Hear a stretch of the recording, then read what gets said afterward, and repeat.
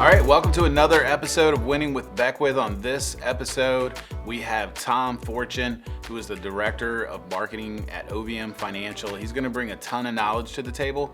We're going to talk about branding your business, personal branding, social media, and a whole bunch of other awesome stuff. All right, welcome everyone to this episode of Winning with Beckwith. I'm so excited to have Tom Fortune as our guest this week. It's probably going to be the best episode yet. What do you think? I think so. I'm excited to be here. Yeah, we're going to make tons of people jealous that have already been on because it's going to be so good.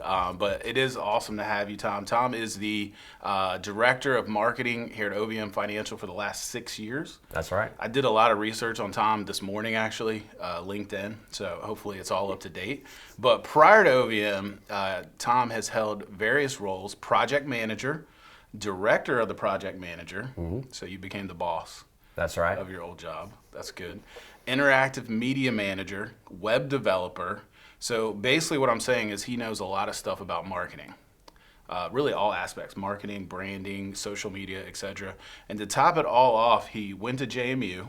Yeah. He got his degree in media arts and design and interactive media. So Tom's a huge asset to OVM. Again, he's been here for 6 years. He's really overseen a complete brand change, constantly updating the website, working on our social media, and I can honestly say you do a good job. Thank you. Maybe amazing job.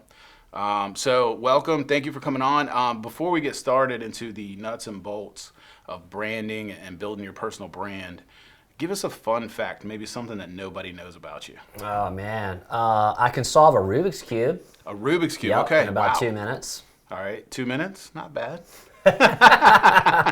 I know a guy that can do it faster. I know a few that can do it faster. 2 minutes impresses most people. In the Rubik's Cube community, however, it's kind of slow, to be honest. Yeah, but it is impressive you can do it. Yeah, because I definitely can't do it. With that being said, I'd like to share a fun fact. Okay.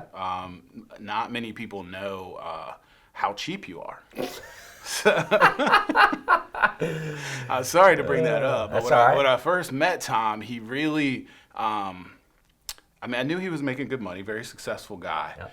But at the time, he was driving a Honda Civic, I believe. Yeah. And nothing wrong with Honda Civic. It's a great car. I had a Honda Civic at one time, but it was about 15 years old, if I remember correctly. At least, maybe closer to 20. How many miles? Over 200. I think it got to 225 before it finally kicked the bucket. Yeah, so we're going to change it. He's not cheap. He's very wise with his money. Economical. Yeah, that's what I like to say. He also has an iPhone 3. So I just want to set the stage.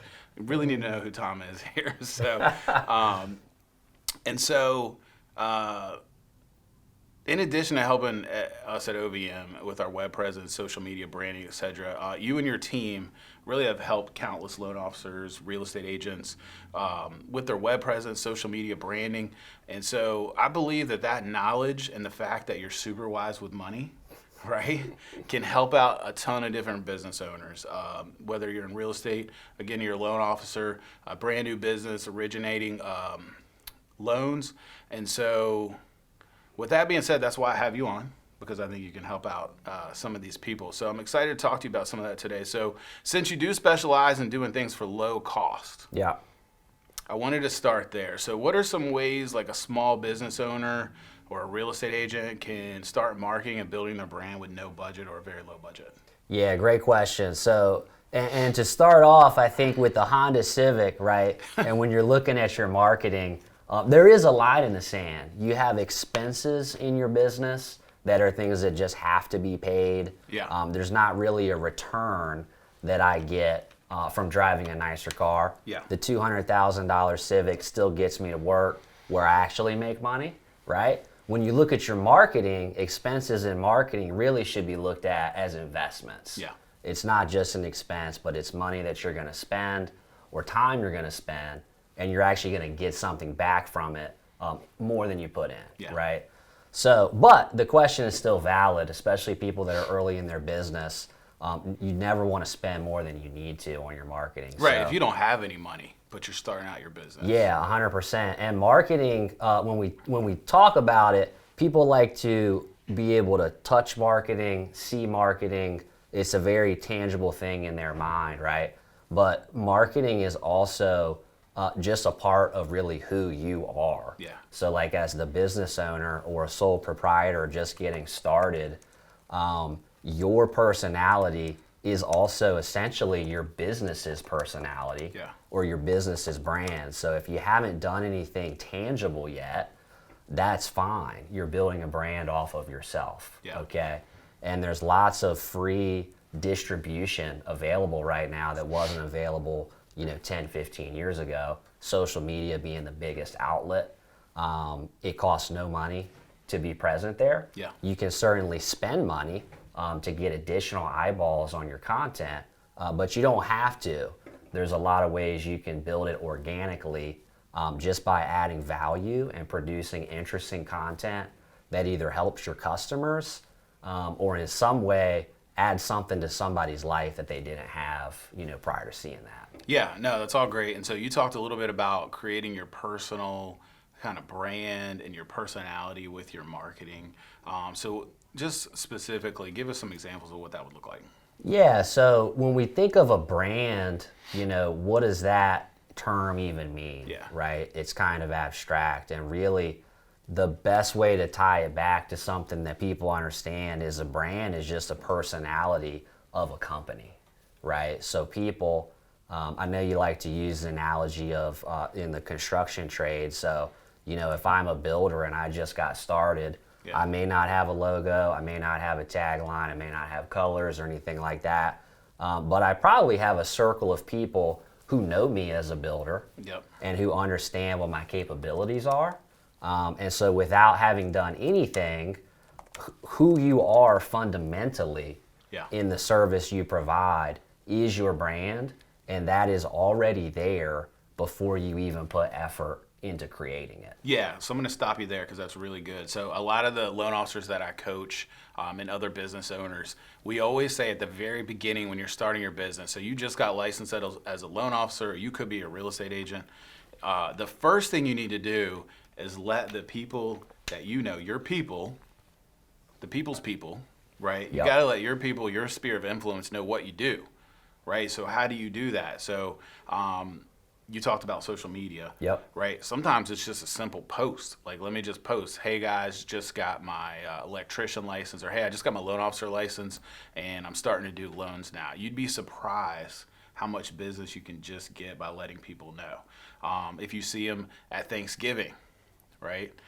Your family, your friends, just letting them know. I call it low-hanging fruit. Those are the easy clients that you can start working with right away.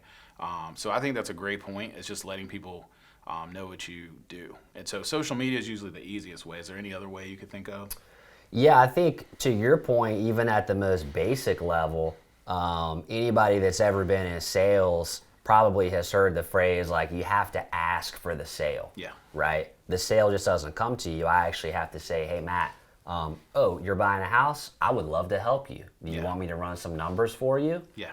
That's going to work better than just sending out into the world, I do loans. And that's true. And so you start out kind of with the basics, but you also can let your family and friends know. You can have them kind of work for you, right? So if you tell them what you do and what kind of client you're looking for, you almost have your little sales team kind of going out into the world to be able to tell people, hey, if you know anybody that's looking to refinance, they need to drop the rate, they need to save some money monthly, or they're looking to buy a house, hey, let them know that I do loans on houses right now.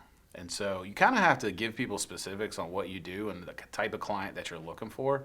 So if you're a landscaper and your client may be somebody that doesn't have a lot of time to take care of their yard, right? And they would prefer to have somebody just to come out there, take care of everything. So you got to let people know, like you're saying, hey, this is what I do, but create your own little sales force amongst your friends and family. So not only them, you would hope they would come to you for their service or for your services as well, but they could also spread the word for you.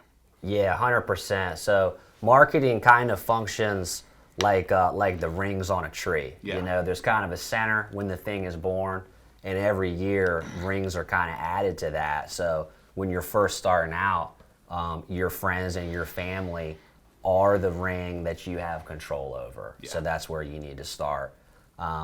We like social media because it's a great second ring to that, right? Everyone's been scrolling in their feed and seen a post. Like, I could see a post that's from someone I don't know.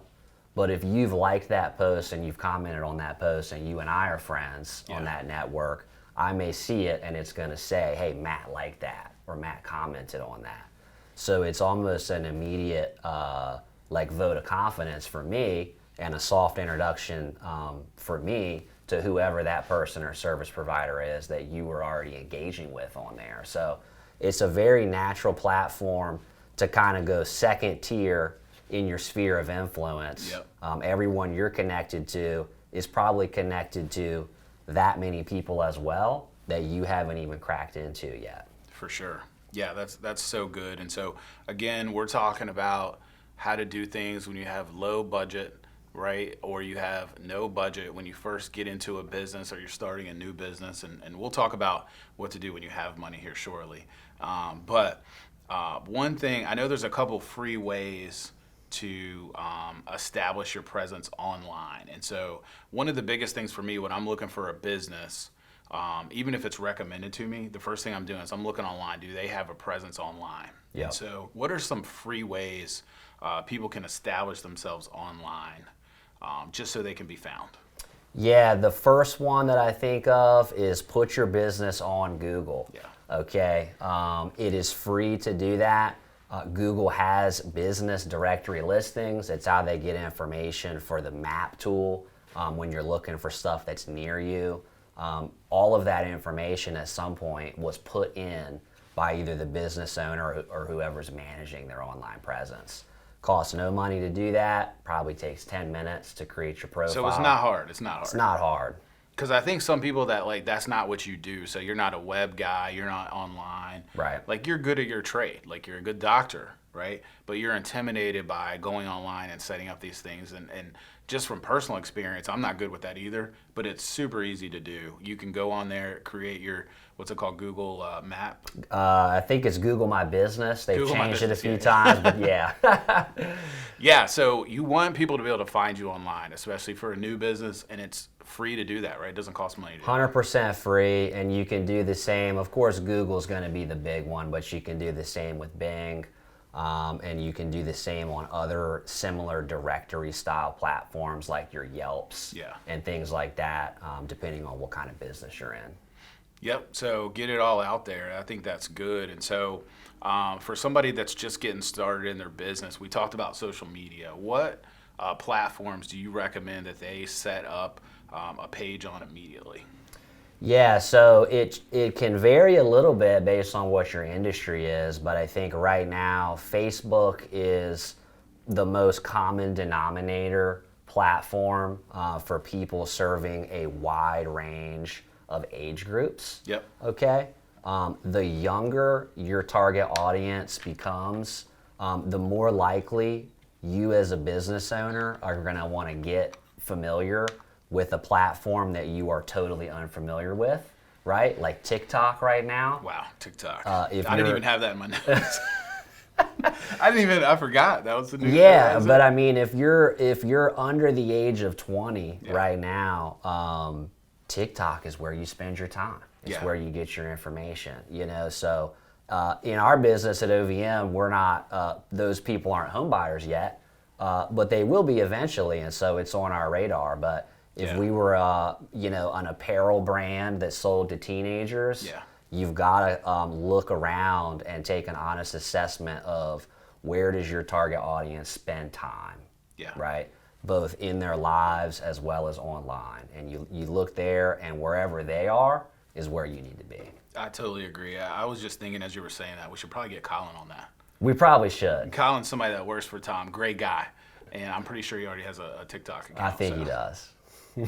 we should get him on that. So Facebook business. Yeah, Facebook is great. Similar to the the Google My Business. Yeah. It's free to get. There's geographical information that you put in there if you have a storefront. It's great for collecting customer reviews and for your customers to be able to refer people to you easily. So Facebook is a great one to be on. And then from there, I'd say you really look at your target audience and make a determination. So if you're in a business that has a lot of visual components to it, like the builder, for example, and you have photography, or you can carry around your iPhone and take some photos of your finished work, Instagram is an incredible platform for anybody that has compelling imagery, right? And it doesn't mean you got to hire a professional photographer. It just means you have to be diligent in capturing what it is that you do. Yeah, I mean, these days, iPhones have amazing cameras. Amazing you don't cameras. know that yet. Yeah. Because you still have an iPhone 3. Hey, man, I got that iPhone 13 on the kitchen counter in a brand new box. Wait till you take your first picture with it. You're going to be like, we don't even need cameras anymore. Just use this. Anyway, sorry, where were we? Yeah, Facebook so business. Yeah, Instagram. Instagram is great if you have anything visual about your business. If you don't have anything visual about your business, Instagram can still work. You just have to be a little more creative. Okay. And then if you're in any type of B2B business, LinkedIn is a no-brainer to be present. I was getting ready to ask you about LinkedIn. Before we do that, I wanted to just kind of summarize where we're at right now. So free stuff. Get your account set up on Google, free. Facebook business, free. And then I was going to ask you, what do you think about LinkedIn? LinkedIn is great if you're B2B.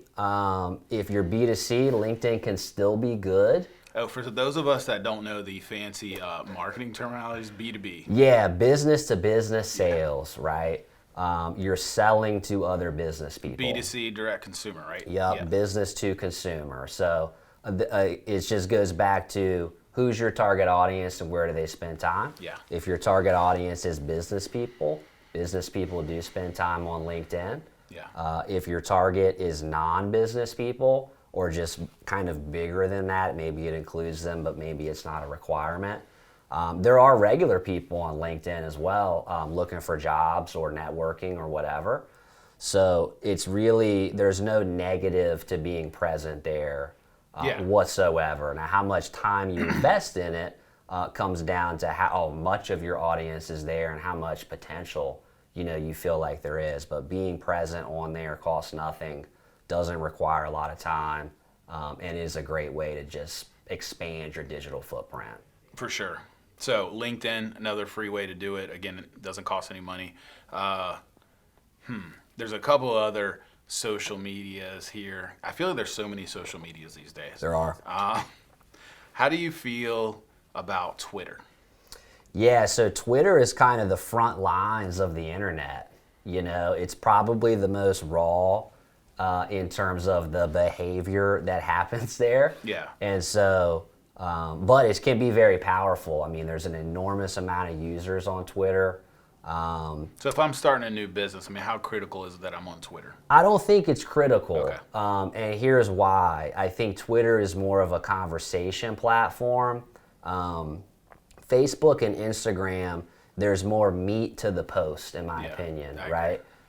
Twitter is commentary heavy on just things that are happening in the world. And there's always an angle where things that are happening in the world can tie back to what you do. But it's just maybe a little bit further removed from on the relevancy scale, I think, for most businesses. So it wouldn't hurt, right? It doesn't cost anything, right, but not 100% essential, especially at the beginning. YouTube, what do you think about how important is video? Yeah, video is great. What you get with YouTube is, if we go back 15 years ago, getting any type of video into a mass audience was very expensive. You had to buy broadcast television. And with YouTube now, it essentially gives every business owner a direct channel to achieve the same result as broadcast television. You can just buy it yourself in terms of paying for more exposure on YouTube. To clarify, you don't have to pay on YouTube. A lot of people are successful without paying for it. Right. And then they end up getting paid. So. You can do that, yeah. So YouTube, I think similar to if you have good imagery as a part of your business or service offering, Instagram is a great fit. If you have any type of good video content, maybe you can give tutorials or quick tips to your customers for kind of helping them learn just the tip of the iceberg of what you do professionally. can be a great way to build a following on YouTube. It really comes back to you just have to add value in some way. Yeah. It's a little harder to produce consistently, maybe a little more time intensive than like running your Facebook page. But it doesn't mean you have to hire a huge camera crew. It doesn't mean you have to do any of that. If you have a phone, you can set it up and you can film some content and you can post it. And it really is as easy as that. If you put your mind on how to upload and the basics like that, anyone can do it. Yeah, there's just so many free things you can do. You've talked about this, and I really want to get into this next piece because I think it's important. But I know when I'm researching any business, I'm going online and I'm looking at their customer reviews. And so I guess tell us about the easiest way that you've seen to get customer reviews. Yep. And if you want to touch on how important it is, I think that would be good as well. Yeah, customer reviews are incredibly valuable. They're incredibly valuable to the single entrepreneur. Yeah. And they are incredibly valuable to the Fortune 500 companies, okay? The value is not limited to anything in particular in your business. And the reason they're so valuable is honestly, what's better to trust than the feedback of thousands of customers from the business? You know, it really cuts through any possibility of not getting what you were looking for if you can read feedback from people who have already gotten that thing. Yeah, right? so to get some customer reviews, you really just have to ask for them, right? You got to ask for Yeah. them. And there's two ways to do that. You can ask for them manually, which is just when you're finished with the service or selling the product. Yeah. Your sales staff or you literally ask the customer, hey, could you go leave us a review? That's fine. There's nothing wrong with that. But I think there's smarter ways to approach it. There's lots of review generating software that you can provide and build into your system so that at every transaction, if you have the customer's email address or their cell phone, the system can automatically send a review request to their email or text it to them if all you have is a phone number. And you can set it up so that goes out systematically to every single customer. And it's something you no longer have to worry about asking and doing some manual action to send them the instructions. It just happens automatically, and you'd be surprised at how many reviews you can get when you set something like that up, and it's kind of a set it and forget it thing, and then you just start getting reviews every single day, and you can read the reviews and focus more on, hey, what are people saying, good, bad, or otherwise? That's honestly a better focus for you as a business owner than just spending all your time worrying about how can we even get reviews. For sure, and I think you got to put it in your process no matter what. Yep. So you've talked about some services that people can pay for that automatically send it out. And so depending on the size of your business and your staffing, you may not be able to do that. So if you don't have the staff or you don't have the funds to do it, I would say put it in your process. Just make it part of what you do. So maybe at the invoice delivery, hey, do you mind? Which, by the way, make the review as easy as possible. Like, put the link in the email or the text. Hey, do you mind giving me a review? Here's the link. Yep. Send it out to them immediately. And just let them know how important it is to you to hear back how we did in our service. Whether it's good or bad, we still want to hear back from you. Yep. Right? Now, not everybody's going to do it. Some people will say yes, and then they won't do it. But still, it's important to build that into your process. Which I think is key. Two quick thoughts on that. You're right. There is no free software that's going to automate it. Yeah. But generally, those tools are not very expensive, right? So there's a number of them. We could probably provide some links in the video notes, but the cost for that it's not a super expensive thing. And then the second part of that is the value added, kind of back to that initial, is it an expense or is it an investment? The cost to be able to set that on automatic is offset tremendously by the value that you get from those reviews.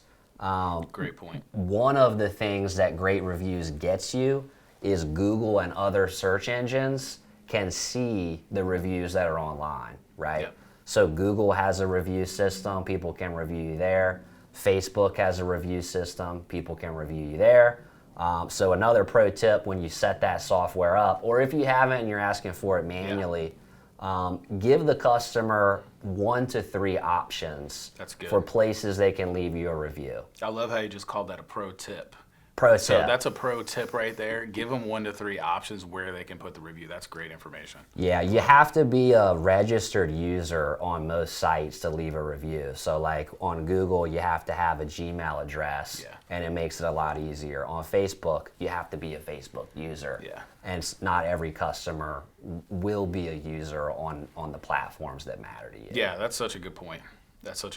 So, those are some great ways. I mean, really, we could have done a whole episode on how to do things for free or low cost.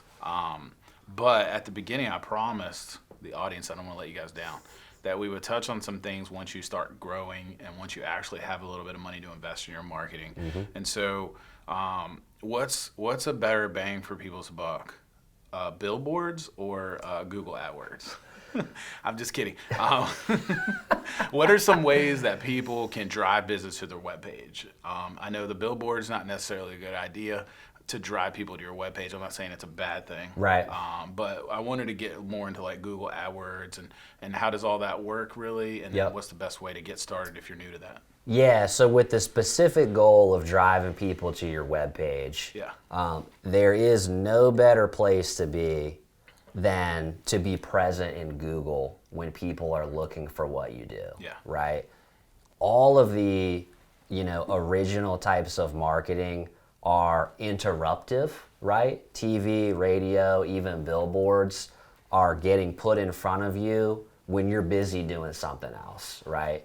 And it was always done that way because that was the only way to do it. Yeah. All right, along comes Google, and things really change. People only go to Google when they are ready and able and interested in actually looking for something, either to buy or a service provider to go to. So in terms of the hierarchy of where you want to be found, being found in Google will get you in front of the most ready to buy customers that are out there, okay?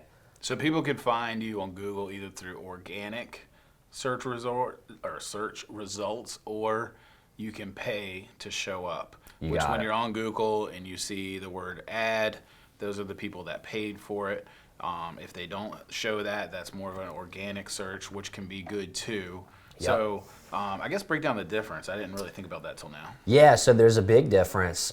Clearly the big difference being organic doesn't cost you any money, right? Google does provide search results for free, and they comb the internet and index all the websites that are out there so they can serve the best sites that match with the search, all right?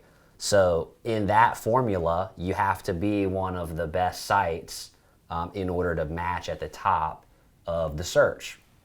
And the word best is relative to what you do, okay? It doesn't always mean that it's the fanciest. Google doesn't necessarily reward the fanciest, or they don't necessarily reward the most expensive. How much money did you spend building the site? Yeah. They really reward the fundamental information that is on the site, okay? So just like creating value in the YouTube videos, like if someone was gonna do that, when you look at your website, you really wanna ask yourself, is there valuable information here that really helps people? Yeah. And if the answer is yes, then you've got a much higher shot at showing up for free in Google search results, okay? Clearly that is the holy grail of outcomes, right? That we would have a website that we built and then we can show in Google for free. It's the holy grail because everyone wants that, right? And the reality is in Google, there is only one website that's going to show up first. Yep. There's only 8 or 10 websites that are going to show on the first page of Google before you got to go to page 2. When's the last time you went to page 2 of Google? Yeah.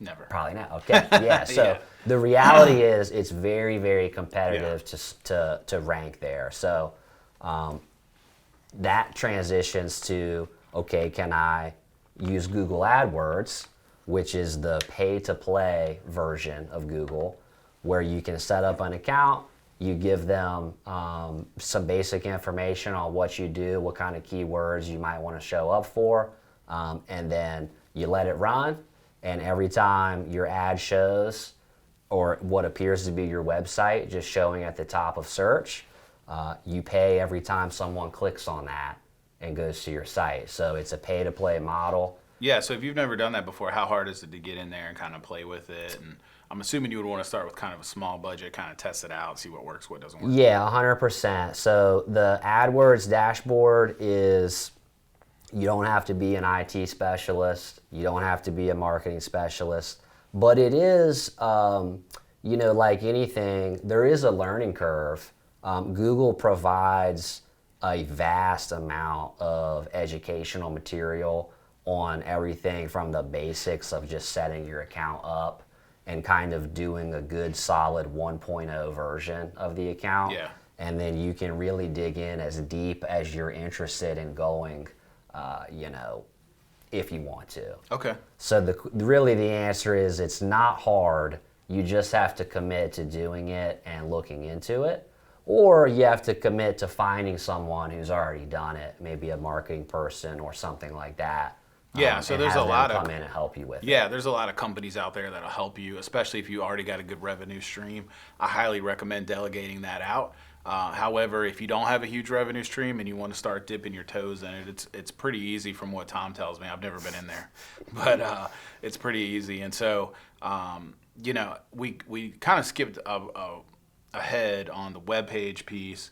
I'm just assuming, as your business grows, you've created a webpage.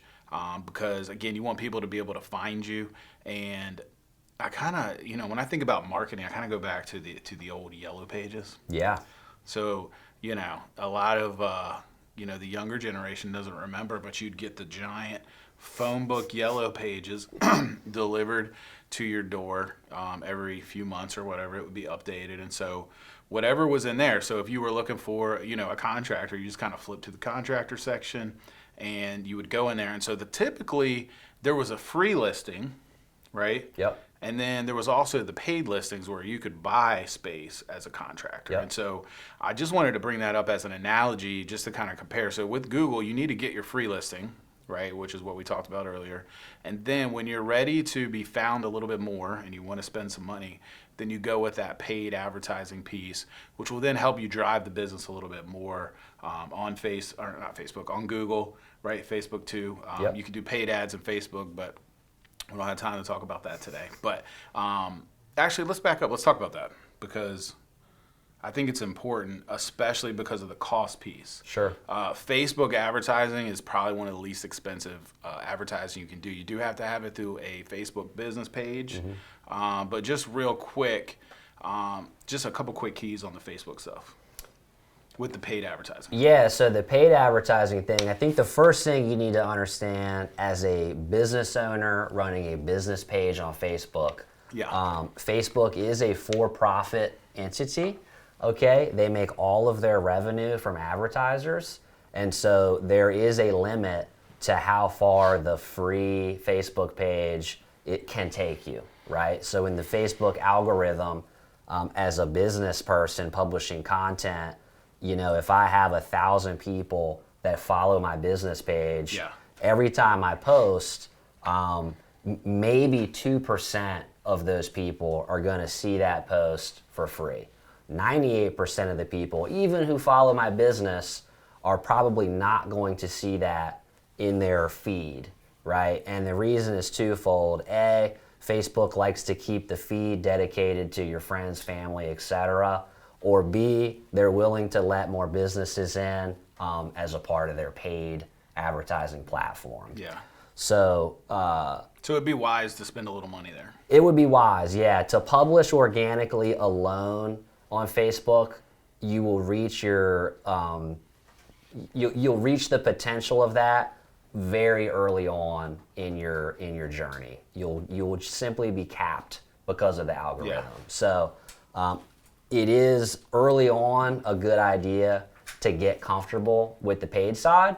And to your point, it doesn't require a humongous budget to get some results from that. So, for us, here at OVM, when we publish content, sometimes even a $5 or a $20 advertising spend will boost that content and get it in front of sometimes hundreds, sometimes thousands of more people. Yeah. Just with the $5, the $10, or the $20. Okay. Part of how much it costs and how far it goes also depends on the interaction on the thing. So if you post a good piece of content and you boost it a little bit, you'll get it in front of more people will like it, more people will comment, and that will elevate that organic reach even farther. Yeah. Vice versa, if you've really just posted something that isn't landing with people, the more you promote it, maybe it really doesn't get any more engagement, and you're going to be limited to just what that paid budget, how far that paid budget can take you. So the best approach is to still look at your content as this thing needs to stand on its own. Yeah. It needs to have strength on its own. And then when I put a little bit of ad money into it, it is just like a catalyst to break free what's possible on the organic side that otherwise Facebook kind of just suppresses that ability until you spend a little bit of money. That's awesome. Another fun fact I forgot to share about Tom is when he gets going, he goes, no, seriously, that was so good. Such great information. That's why I loved having you on here. And honestly, I would love to do another episode with you because there's so many things we could have touched on that we didn't. But I really wanted to just give a general idea of, hey, what are some things you could do right away when you start your business or when you start marketing your business? As a leader, as an entrepreneur, it doesn't really matter what business that you're in. We're in the mortgage world, but a lot of the same principles that Tom's talking about, they apply to all businesses. And so you touched on some things that are free, Yep. some things that cost a little bit of money, some things that cost a little bit more money. Yep. And so next time we have you on, we'll dive a little bit deeper in some of this other stuff. But wow, I appreciate you coming on. Tom's been amazing. I thank everybody for tuning in to this Winning with Beckwith episode. Please like, subscribe to the page, comment, leave a 5-star review only because we only ask for 5-star reviews here with Winning with Beckwith. But thank you, and I hope you enjoyed it. Thanks.